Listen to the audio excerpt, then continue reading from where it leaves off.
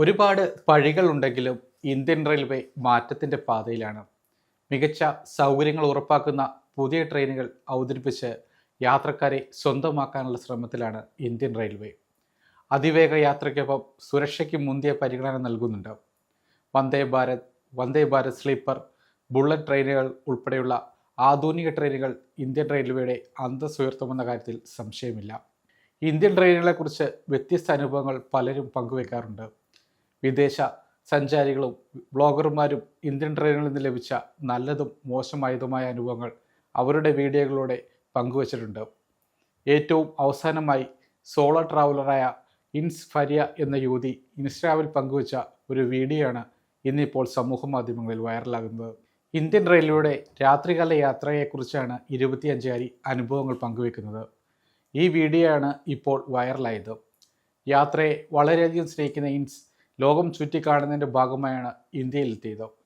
പ്രതീക്ഷിച്ചതിലും വളരെ മികച്ചതായിരുന്നു ഈ യാത്രയെന്നും ട്രെയിനിലെ ശുചിത്വവും സഹയാത്രികരുടെ പെരുമാറ്റവും തന്നെ അത്ഭുതപ്പെടുത്തിയെന്നും പറയുന്നുണ്ട്.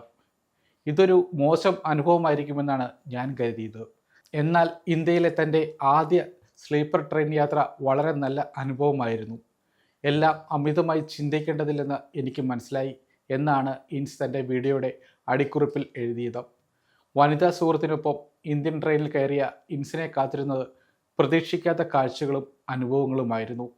മനസ്സിൽ കണ്ടതിനേക്കാൾ വളരെ വൃത്തിയുള്ള ട്രെയിൻ കണ്ടപ്പോൾ സന്തോഷം പങ്കുവെക്കുകയും ചെയ്തു. യാത്രയിൽ ഞങ്ങളുടെ വലിയ ബാഗുകൾ അല്പം ബുദ്ധിമുട്ടുണ്ടാക്കിയെങ്കിലും അവർ വൃത്തിയുള്ള ബെഡ്ഷീറ്റുകളും പുതപ്പുകളും നൽകി. ടോയ്ലറ്റുകൾ പോലും പ്രതീക്ഷിച്ചതുപോലെ മോശമായിരുന്നില്ല. ട്രെയിൻ വളരെ വൃത്തിയുള്ളതായിരുന്നു.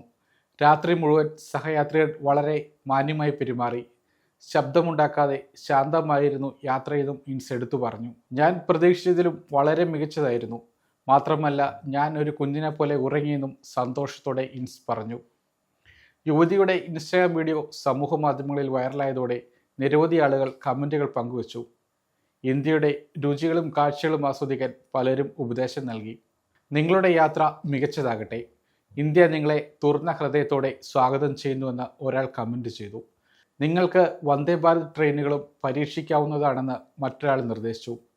ഇന്ത്യയിലേക്ക് സ്വാഗതമെന്ന് അഭിപ്രായപ്പെട്ട ഒരാൾ ഇന്ത്യയിലെ അമിതമായ തിരക്ക്, മലിനീകരണം, ഹോൺ മുഴക്കൽ, മാലിന്യം, തുറിച്ചുനോട്ടങ്ങൾ എന്നിവയ്ക്ക് ക്ഷമ ചോദിക്കുകയും ചെയ്തു.